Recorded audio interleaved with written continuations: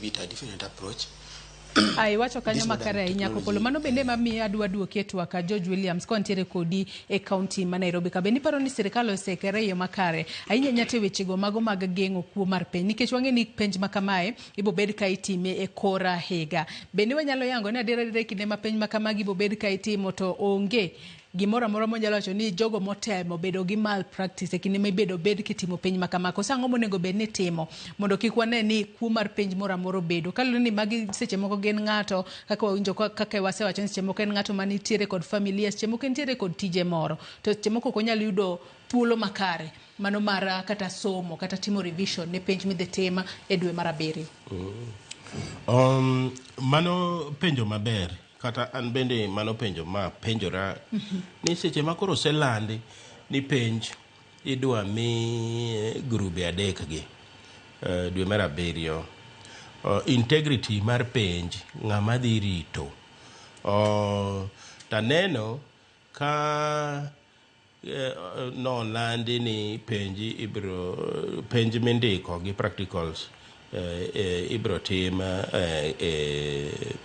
e county manyiso ni nitiere chenro maber mar rito penj mondo kik kwal to okanyal chung' ahinya ne mondo abed janeno kata jaloso mar Kenya National Examination Council kaka iwacho iluongo gi mondo giwach no ane ka be giikore maber ma integrity mar penj ni biro rit maber ma ok bi wach niya ma penj manogol ne ji mondo kal ji ma fulani mondo donje university gi e yor mibadhi.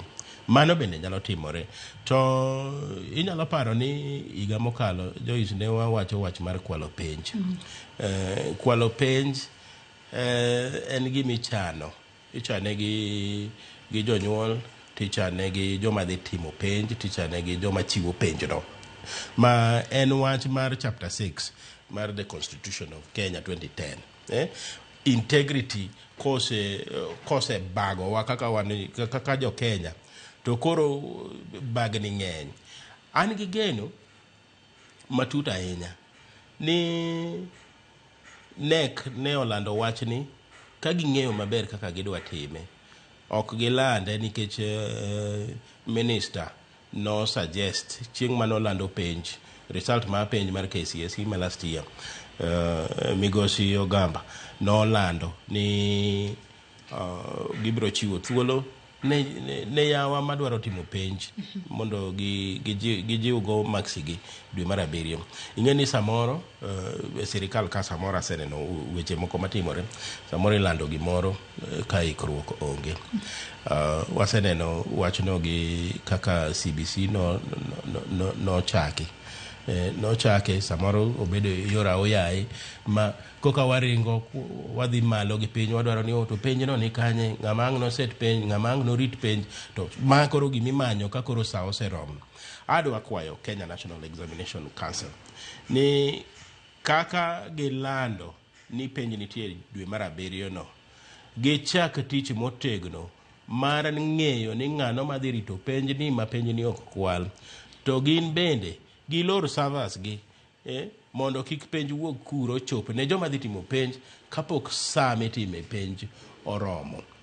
Atimo mos ahinya Opolo Kopolo owacho wach momako dho chunya nono Joyce ni jopuonj manono penj pok ochul nyaka kawuono.